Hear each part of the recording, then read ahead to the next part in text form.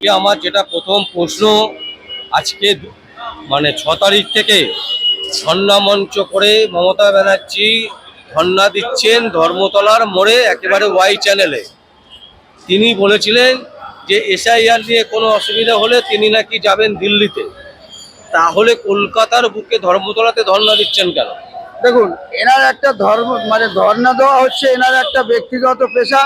2011 সালে ওই মেট্রো চ্যানেলের সামনে ধর্ণা দিয়েছিল যে পশ্চিমবাংলার সমস্ত সময় জমি জায়গা সব বিক্রি হয়ে গেল, জমি আন্দোলন করার জন্য সব জমি নিয়ে চলে যাচ্ছে, বাঁচাও বাঁচাও করে ধর্ণা দিয়ে এই চিটিংবাজি ব্যবসাটা করে বললো যে আমি তোমাদের জমি রক্ষা করব।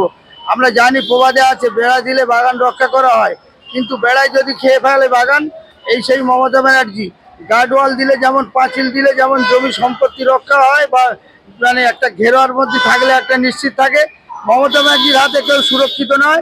উনি এই জন্যই এখানে আন্দোলন করে শুরু করেছিল, এখান থেকেই ওনার শেষ যাত্রা শুরু হবে, এটা আমার অন্তর থেকেই বিশ্বাস রাখি। উনি বলছে অনির্দিষ্টকালের জন্য নাকি ধর্ণা করবে।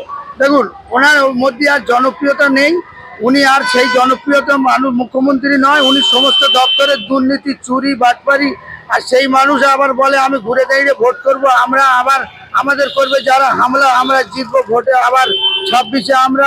এই মিথ্যাচারী মমতা ব্যানার্জি, এনাকে দিয়ে বিশ্বাস করা খুব উচিত নয় একদম। যারা এটাকে দেখুন না, ধর্মতলায় গিয়ে কেউ মুখ ওনার দিকে চেয়ে দেখে না যে উনি ধর্ণা দিচ্ছে কিনা, ওনার দিকে মুখই লোক চাইছে না।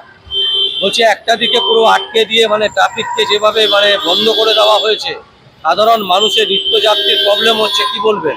দেখুন, এনার রাজনীতির ক্ষমতা তো আর নেই, পুলিশ দিয়ে ক্ষমতাটা আটকে রাখার চেষ্টা করছে। এইভাবে উনি পুলিশ দিয়ে এখন যে কটা দিন সরকারে থাকবে সেই কটা দিন উনি কায়দা করে নেবে।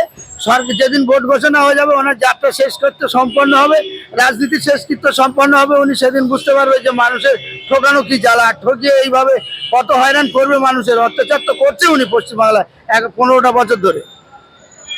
কি মনে হচ্ছে 2026-এ কি হতে পারে? 2026-এ দাদা দেখুন, ভারতীয় জনতা পার্টি, আমরা অতি সত্যি কথাই বলছি, আমরা পশ্চিমবাংলায় ক্ষমতা আসবো, মানুষ আমাদের আশীর্বাদই করবে, এটা একদম বিশ্বাসই আমার আছে। বা আমাদের পার্টি যারা ভারতীয় জনতা পার্টির পক্ষে আছে, গোটা বাংলা মানুষের বিশ্বাস আছে যে আমরা ভোটটা করব। তবে হ্যাঁ, ওরা ভোট করিয়ে গুন্ডামো, মস্তানি, ছেঁচড়ামো এগুলো যারা করবে, আমাদের পার্টি এর জন্য যোগ্য মোকাবিলা করবে। এবং সত্যিকারের কথা এটাই বলছি, প্রত্যেকটা বুথ থেকে 5জন 7জন করে নিয়ে প্রত্যেকটা কাউন্টিং রেজনে গিয়ে সেখানে হাজির হতে হবে। সেই হাজির হওয়ার পরে তারপর থেকে আমাদের সংখ্যাটা যখন বাড়ে যাবে, এদের আর রংবাজি আর মস্তানি টিকবে না। এটাই আমাদের অভাব ছিল 2021 সালে, সেটা আমাদের এবারে পুরো করতে হবে, এই ঘাটতিটা মিটিয়ে নিতে হবে। মুসলিম সম্প্রদায়ের একটা বড় অংশের মানুষ এখনো পর্যন্ত বিজেপিকে ভরসা করতে পারছে না।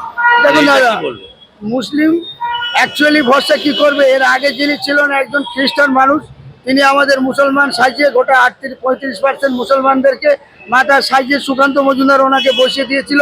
এবার আসলো কুচবিহার থেকে যিনি রাজ্য প্রেসিডেন্ট হয়েছে, তার নাম আলী হোসেন, সে 2বার ছিল এর আগে পশ্চিমবাংলার রাজ্য সভাপতি, 3বারের মাথায় আবার হলো। ভারতীয় জনতা পার্টির সংবিধানে এইরকম নেই, এত বড় একটা মুসলিম সমাজ পুরো কুচবিহারের দিকে এক কোণে যদি দিয়ে দেয় পরপর 3বার, ভারতীয় জনতা পার্টি বিচক্ষণে ফেল করছে বলে এই জন্যই মুসলমানরা সজাগ হচ্ছে না, এনের পেছনে যাচ্ছে না। কিন্তু ভোটটা মুসলমানরা এবারে ভারতীয় জনতা পার্টির পক্ষে দেবে, এবং ভুল ত্রুটি যা আছে আমরা খুব তাড়াতাড়ি এটা শোধন করে নেবো বলে আশা প্রকাশ করি।